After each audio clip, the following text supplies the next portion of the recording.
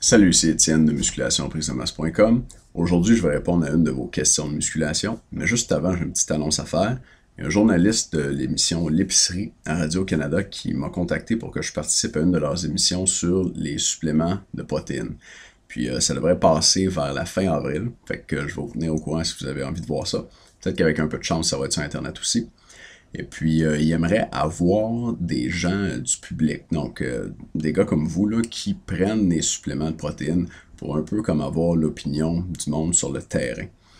Puis, il aimerait ça, donc, vous passer en entrevue, juste vous poser des questions sur pourquoi vous prenez des suppléments de protéines, qu'est-ce que vous pensez que ça fait pour vous, est-ce que vous sentez des effets, j'imagine, des questions dans ce genre-là. Puis ça devrait être intéressant parce qu'en général, à la télé, spécialement dans les médias là, officiels, genre Radio-Canada, quand on entend parler de suppléments, que ce soit créatine, protéine ou autre, là, ce qu'on entend généralement, c'est le mauvais côté des choses. Là. Puis je me sens entre guillemets parce que il n'y a pas vraiment d'effet secondaire ou nocif pour la santé, là, mais on va entendre des choses comme faut pas prendre des protéines parce que c'est mauvais pour les reins, alors que c'est pas le cas. Là. Et puis, donc là, je pense que pour l'émission, j'ai parlé à peu près une demi-heure avec le journaliste. Là, pour l'émission, ils vont avoir une approche assez neutre de ça. Donc, moi, ça va me faire plaisir de participer.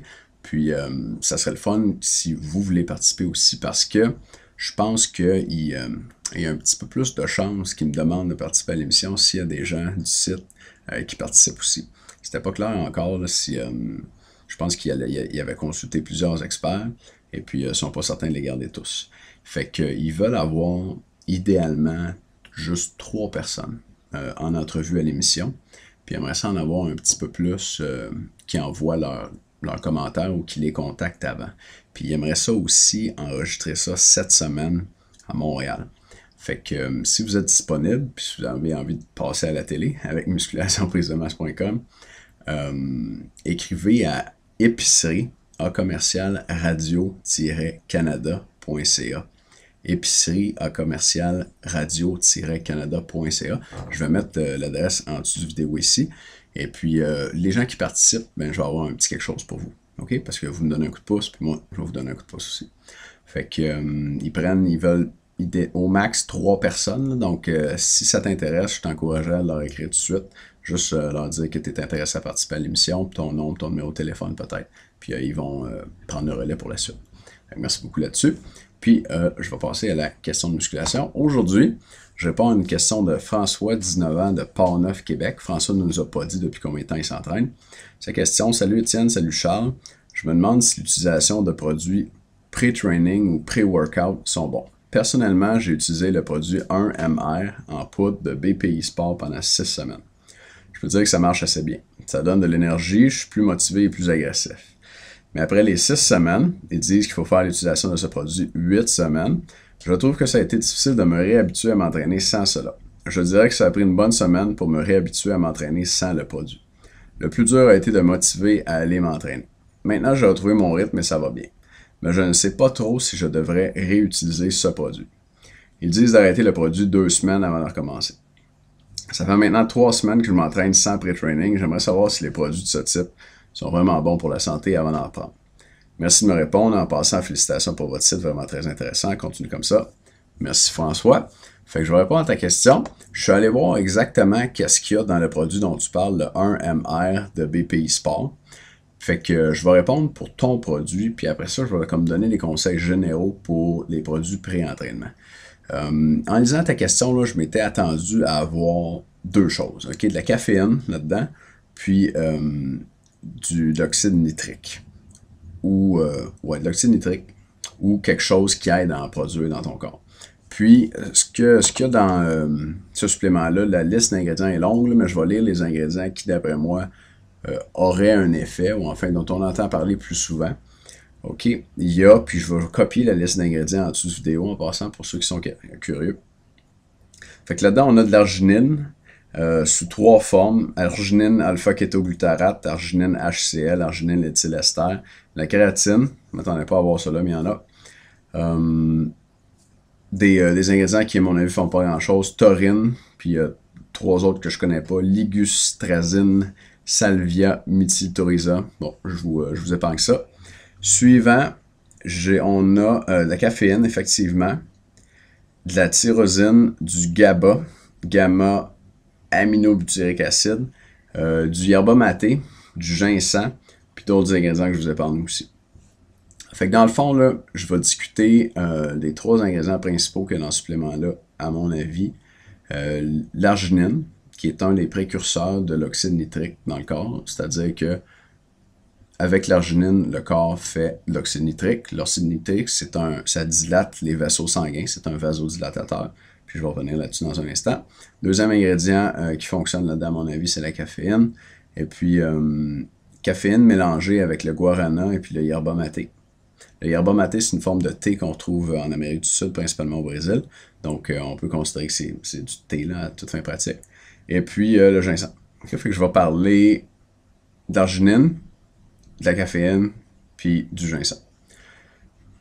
Donc, l'arginine, comme je disais il y a un instant, c'est un précurseur de l'oxyde nitrique, c'est-à-dire que le corps transforme l'arginine en oxyde nitrique.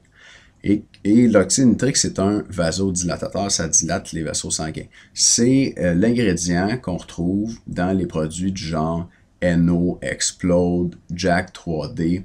Puis je reçois beaucoup de questions là, de gens qui se demandent si ça vaut la peine de prendre ces produits-là pré-workout. Fait que tous les produits qui vous garantissent des grosses pompes à l'entraînement contiennent, je dis toutes là, probablement, en tout cas contiennent probablement de l'arginine ou de l'oxyde nitrique.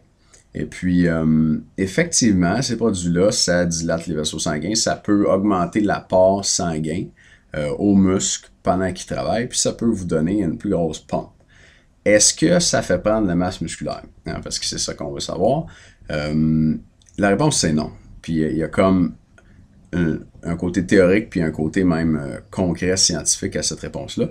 Le côté théorique, c'est que la pompe, c'est pas nécessaire pour prendre de la masse musculaire, puis ça cause pas de gain de masse musculaire non plus. Les gens qui s'entraînent uniquement pour se sentir gonflés à l'entraînement n'ont pas à faire ça. En fait, n'ont pas intérêt à faire ça parce que c'est pas nécessaire pour prendre du muscle. Pensez aux haltérophiles olympiques. Eux s'entraînent avec des charges assez lourdes, vont faire des séries généralement de 5 répétitions et moins, n'ont jamais de pompe à l'entraînement. Pourtant, quand vous voyez ces haltérophiles-là aux Jeux olympiques, ils sont très musclés. Si vous regardez les super lourds, là, c'est des monstres, puis parce qu'ils n'ont pas de poids maximal à avoir, fait qu'ils sont gras en plus d'être musclés, mais sont vraiment très massifs. Puis si vous regardez dans les catégories de poids, ces gars-là essaient d'avoir un pourcentage de gras faible, puis sont très musclés, sont maigres, puis ils n'ont jamais de pompe à l'entraînement. Fait que c'est pas nécessaire pour prendre la masse.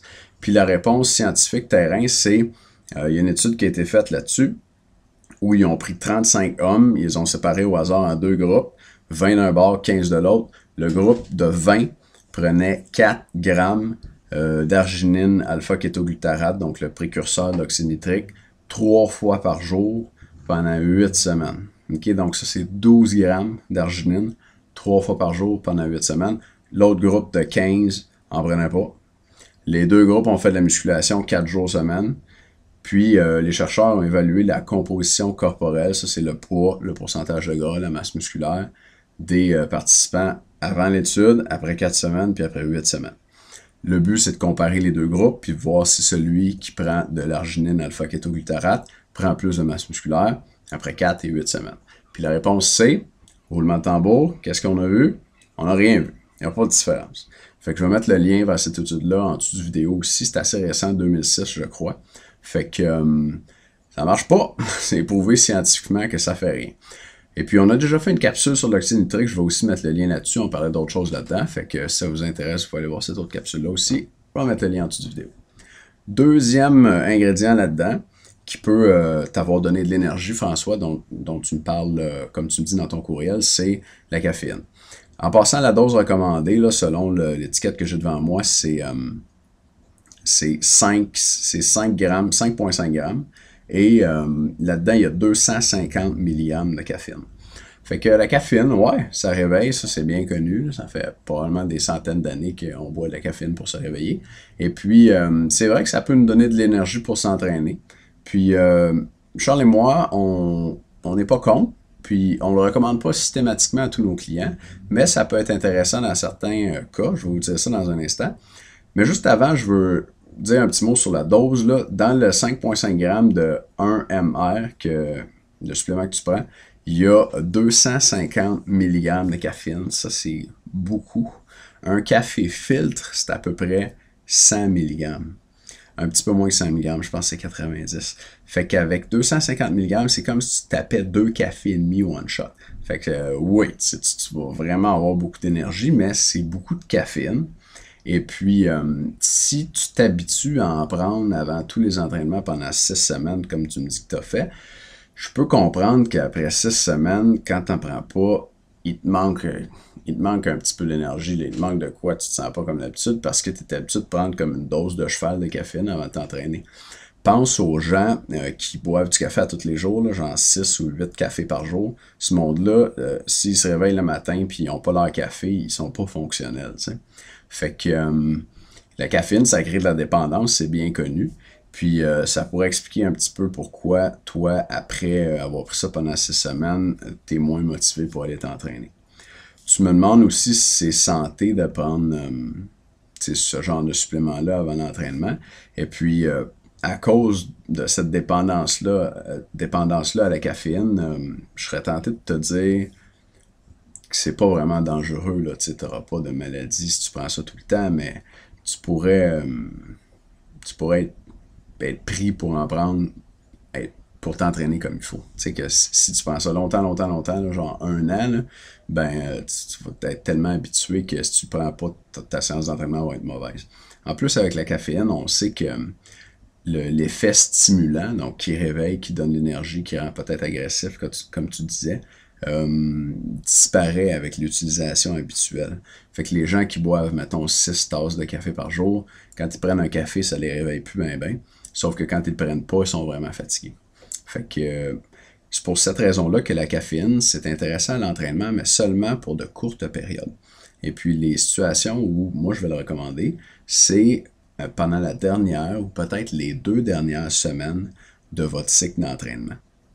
Fait que si vous faites un cycle d'entraînement, mettons un programme de 5 semaines, la semaine qui va être la plus difficile, c'est la dernière, parce que c'est cette semaine-là où vous allez lever les charges les plus lourdes. Right? Fait que ça peut être intéressant de prendre de la caféine juste cette semaine-là pour se réveiller, pour être sûr d'être en forme au max, puis se donner à 100% pendant ces séances d'entraînement, pendant la semaine où c'est le plus dur.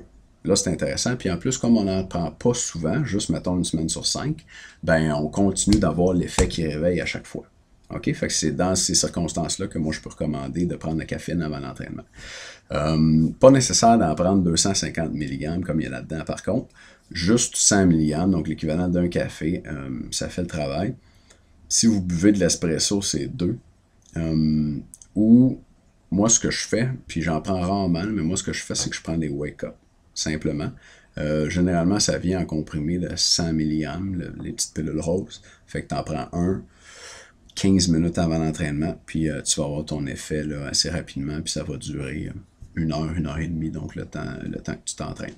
100 mg, un wake-up ou un café, 15 minutes avant l'entraînement, si tu veux en prendre.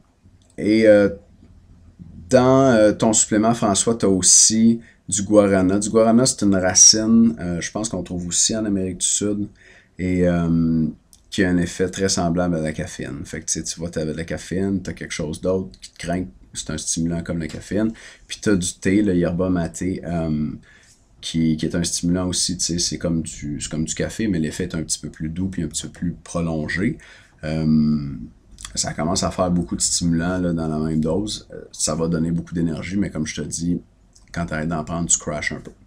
Fait que dernier ingrédient là-dedans, ginseng. Ils disent pas quelle dose ils en mettent. Le ginseng est utilisé en médecine traditionnelle chinoise pour donner de l'énergie, puis rétablir le système immunitaire, renforcer le système immunitaire pour des gens qui sont dans des périodes creuses, si on veut, qui manquent d'énergie ou qui sont affaiblis. Et puis, c'est intéressant que tu me dis qu'après 6 semaines, quand tu as arrêté d'en prendre, tu avais moins envie de t'entraîner parce que c'est exactement cette durée-là qui est recommandée en médecine traditionnelle chinoise. Ils disent de ne pas en prendre pendant plus de 6 semaines. 4 à 8 semaines, là, mais c'est pas mal 6 semaines. Et puis moi, j'ai expérimenté avec le ginseng, j'en ai pris 3 ou 4 fois dans ma vie, justement pour des durées comme ça. Quand, mettons, je voulais être en forme pour la fin de session à l'école, ou il y a un été où j'ai été très rigoureux à l'entraînement sur ma diète, puis je voulais perdre du poids, j'ai pris du ginseng en même temps pour avoir de l'énergie. Puis avec moi, ça marche.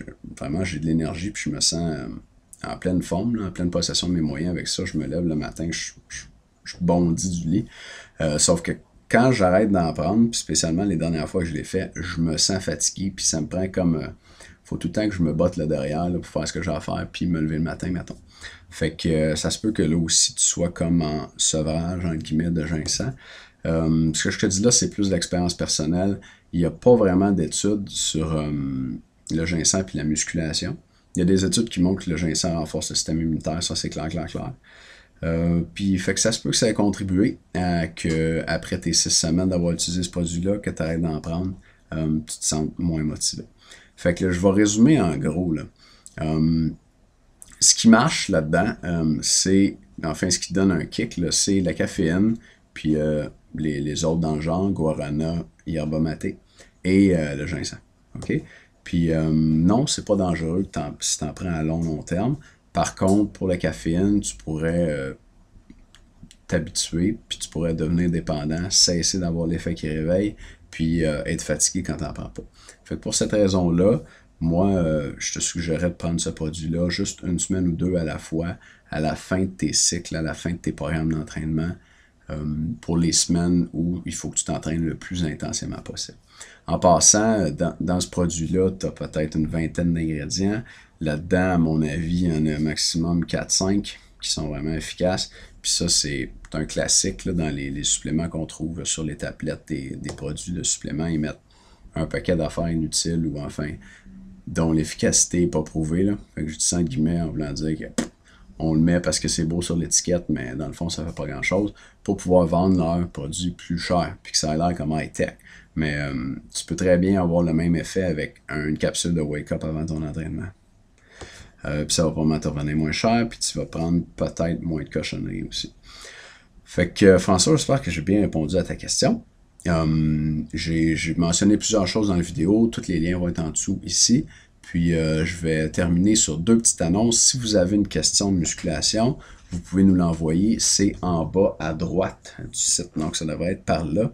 C'est écrit on répond à vos questions de musculation. C'est dans la colonne de droite. Je vais aussi mettre le lien en dessous de vidéo. Tiens, un coup parti. Et puis c'est bon de faire ça parce que ça nous permet d'avoir toutes les informations dont on a besoin pour bien répondre à vos questions. Là, François, je n'avais pas ton expérience en entraînement. Ça aurait pu être pratique que je sache ça. Fait que si vous remplissez le formulaire avec les informations, on peut mieux répondre à vos questions. Puis deuxièmement, il y a plusieurs personnes qui m'ont dit qu'ils étaient intéressés à voir le vidéo des top 5 collations pour prendre du muscle. Juste le vidéo. Et c'était en vente avec les plans alimentaires là, qui sont rendus maintenant à 195 cette semaine. Et j'ai décidé de le rendre disponible juste cette semaine, cette vidéo-là, des top 5 collations. Parce que comme vous le savez, je ne veux pas qu'on devienne un genre de magasin avec 25 produits à vendre. Fait que cette semaine, si ça vous intéresse, vous pouvez aller chercher la vidéo des top 5 collations. Je vais mettre le lien en dessous de cette vidéo aussi. Puis j'ai un petit vidéo court là, de 5-7 minutes qui vous explique comment ça marche. Puis vous pouvez aller chercher sur cette page-là. Fait que je vous remercie beaucoup de nous écouter. Et puis si vous avez envie de passer à la télé, écrivez à l'épicerie à Radio-Canada. Le lien est en dessous de la vidéo. Merci tout le monde.